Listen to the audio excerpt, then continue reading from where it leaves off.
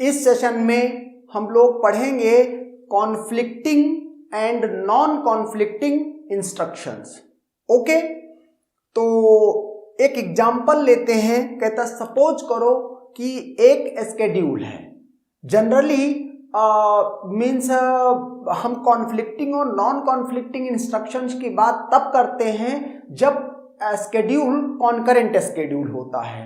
Okay, तो suppose करो मेरे पास दो ट्रांजैक्शंस हैं, एक है टी और दूसरी है टीजे। ओके, अब आप इनको T1 और T2 मीन्स I की वैल्यू 1 और J की वैल्यू 2 कर दो, तो ऐसा भी बोल सकते हो कि T1 और T2 दो ट्रांजैक्शंस हैं। ओके, अब हम जानना चाह रहे हैं कॉन्फ्लिक्टिंग इंस्ट्रक्शंस या कॉन्फ्लिक्टिंग ऑपरेशंस के बारे में। ओके, तो कहता है कि अगर सपोज करो TI की जो इंस्ट्रक्शन हो वो हो II और TJ की जो इंस्ट्रक्शन हो वो हो IJ। इसका मतलब है अगर T1 T2 के रेफरेंस में बात करें तो I1 और I2 इंस्ट्रक्शंस हैं T1 और T2 ट्रांजैक्शंस की रिस्पेक्टिवली। ओके, तो कॉन्फ्लिक्टिंग इंस्ट्रक्शंस कब होगी?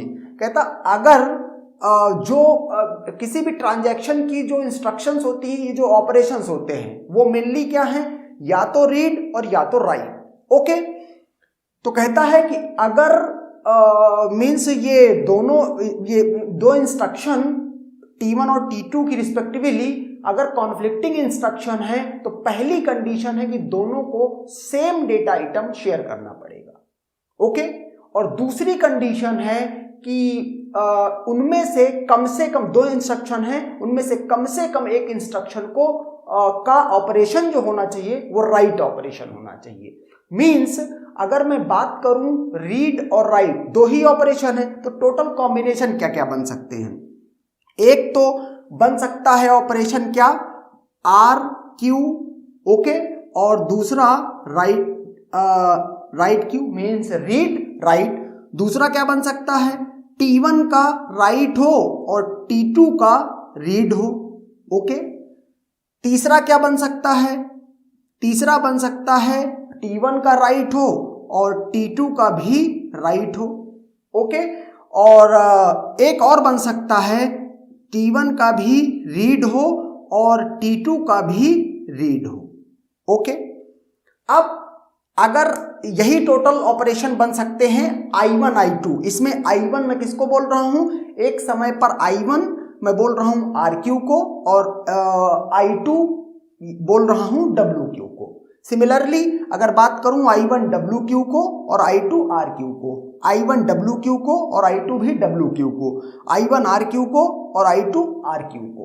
ओके, अब आप इसमें देखो जो डेटा आइटम है वो हर जगह सेम है Q, मतलब दो ट्रांजैक्शन के बीच में जो डेटा आइटम है वो मीन्स सेम डेटा आइटम है, शेयर्ड आइटम है, डेटा आइटम है। ओके, तो इस तरह से जो ये RQ का पेयर बनता है या ये W और R का पेयर है, ये या WW का पेयर है, इनको क्या बोलते हैं, इनको बोलते हैं कॉन्फ्लिक्टिंग इंस्ट्रक्शंस। इनको बोलते हैं कॉन्फ्लिक्टिंग इंस्ट्रक्शंस। और ये जो है चूंकि इसमें राइट ऑपरेशन नहीं है, इसमें देखो क्या लिखा है, and at least one of the two instructions is right Q instruction.